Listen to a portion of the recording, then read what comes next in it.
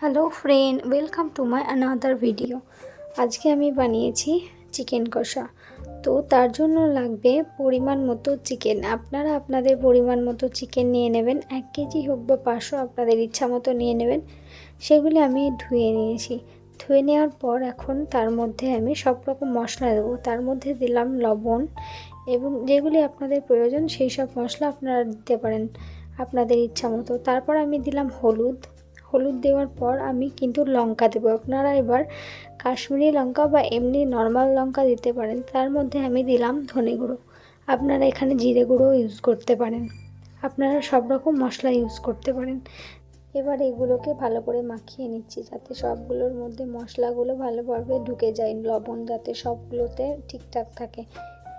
তারপর আমি কড়াই গরম করতে দেবো তেলটা আপনারা একটু বেশি গরম করে নেবেন যাতে মশলাটা তলায় লেগে না যায়। আমি আবার এই তেলেই পুরো মশলা করব। তো চিকেনটা এখানে প্রথম ভেজে নেব, তারপর মশলাগুলো এখানেই দেব। পেঁয়াজটা প্রথমে দেবো, তো এই তেলেই দেবো, আর তেল দেবো না কোনো এক্সট্রা করে। তাই একটু বেশি করে তেল দিয়ে দিলাম। আপনারা চাইলে একটু কম করে তেল দিয়ে ভেজে নিতে পারেন। কথা বলতে বলতেই আমি চিকেনগুলোকে হালকা করে ভেজে তুলে নেব, কারণ আমি বেশি ভাজবো না চিকেন। আমি অন্য টাইমে বেশি ভাজি, কিন্তু এখন বেশি ভাজবো না। বেশি ভাজলেও ভাজা হবে। আপনারা যদি চান একটু বেশি করে ভাজতে পারেন, আবার যদি মনে হয় না হালকা ভাজবো তাহলে এরকম করেও ভাজতে পারেন। তারপর আমি ভেজে একটা অন্য পাত্রে তুলে রাখলাম। তারপর আমি সেই তেলেই আবার পেঁয়াজ কুচি দিয়ে ভালো করে ভেজে নেব। পেঁয়াজ কুচিটা কিন্তু একটু বেরেস্তা করবো, হাফ ভাজা করবো যাতে পেঁয়াজ কুচিটা সহজেই গলে যায়। তাই পেঁয়াজটা একটু বেশি হিট দিয়ে ভেজে নেব। একটু বেশি না ভাজলে পারে তখন গলতে চায় না, পেঁয়াজটা গোটা হয়ে থাকে। এখন আমি পেঁয়াজে দিয়ে দিলাম তেজপাতা আর আদাটাও আমি ভেজে নেব। আর আদাটা খেয়াল রাখবেন যাতে লেগে না যায়। আদাটা দেওয়ার সাথে সাথেই নাড়তে থাকবে। আদাটা যদি না নাড়া হয় তাহলে পুড়ে যেতে পারে। সেই জন্য আদাটা যতক্ষণ থাকবে ভালো করে মশলা দেওয়ার আগে ততক্ষণ ভালো করে নাড়াচাড়া করতে হবে। তারপর আদাটার এরকম কালার এসে গেলে তাতে লবণ এবং সমস্ত মশলা একসাথে দিতে হবে। আর আপনাদের চাইলে এক্সট্রা মশলা যদি বাড়িতে থাকে আপনাদের, তাহলে আপনারা সেটা ইউজ করতে পারেন। বাট আমাদের এটা ঘরোয়া মশলা দিয়ে তৈরি করব।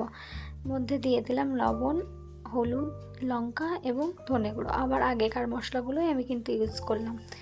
এটা মশলাগুলো যাতে না লেগে যায় সেই জন্য আবার আমি নাড়াচাড়া করতে থাকলাম। এটার মধ্যে যতক্ষণ না জল না দেবো ততক্ষণ নাড়তে হবে।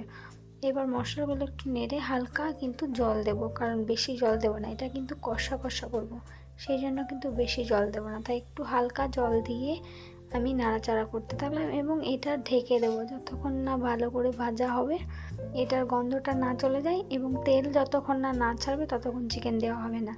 তারপর এটার মধ্যে তেল ছেড়ে এলে তারপর আমি এখন চিকেনটা দিয়ে দিলাম। চিকেনটা দিয়ে এখন আমি এটা আবারও ভালো করে নাড়তে থাকবো। আর ভালো করে নাড়াচাড়া করতে যাতে না লেগে যায় সেই জন্য ভালো করে নাড়াচাড়া করতে আমি আবারও ঢেকে দেবো। অনেকক্ষণের জন্য কিন্তু আমি ঢেকে দেবো। এটা বেশ 20 মিনিট এটাকে রেস্টে দিতে হবে, কারণ লো ফ্লেমে করে দেবেন যাতে মাংসটা সেদ্ধ হয়ে যায়। এবং মাংসটা সেদ্ধ হয়ে গেলে একটু তেল ছেড়ে গেলে তার মধ্যে দিয়ে দেবেন গরম মশলা দেওয়ার পর এটিকে আবারও আপনি ভালো করে নাড়াচাড়া করে অনেকক্ষণ ধরে ভালো করে নাড়াচাড়া করবেন, যাতে তলায় যদি লেগে গিয়ে থাকে তাহলে আপনি একটু জল দিতে পারেন আপনার ইচ্ছা মতো। কারণ আমি এখানে খুবই কম জল ইউজ করেছি, কারণ কষা করবো বলে। আমি কিন্তু লাস্টে জল ইউজ করেছি। জল ইউজ করার পর আমি আরেকবার ফুটিয়ে আমি কিন্তু চিনি দিয়ে দিয়েছি। আপনারা এটা চিনিটা দিতেও পারেন আবার না দিতেও পারেন, সেটা আপনাদের ইচ্ছা মতো। আপনারা যদি চিনি না খান তাহলে আপনারা চিনি না দিতেও পারেন। তারপর আমি এটাকে 10 মিনিট ফুটিয়ে বন্ধ করে দিয়েছিলাম। তারপর ঘি দিয়ে বন্ধ করে কিছুক্ষণ 5 মিনিট বা 10 মিনিট মতো আপনারা রেস্টে দিতে পারেন, আবার না দিতেও পারেন, সেটা আপনাদের ইচ্ছা মতো। তারপর আপনি সার্ভ করলাম। আর খেতে তো দুর্দান্ত হয়েছিল।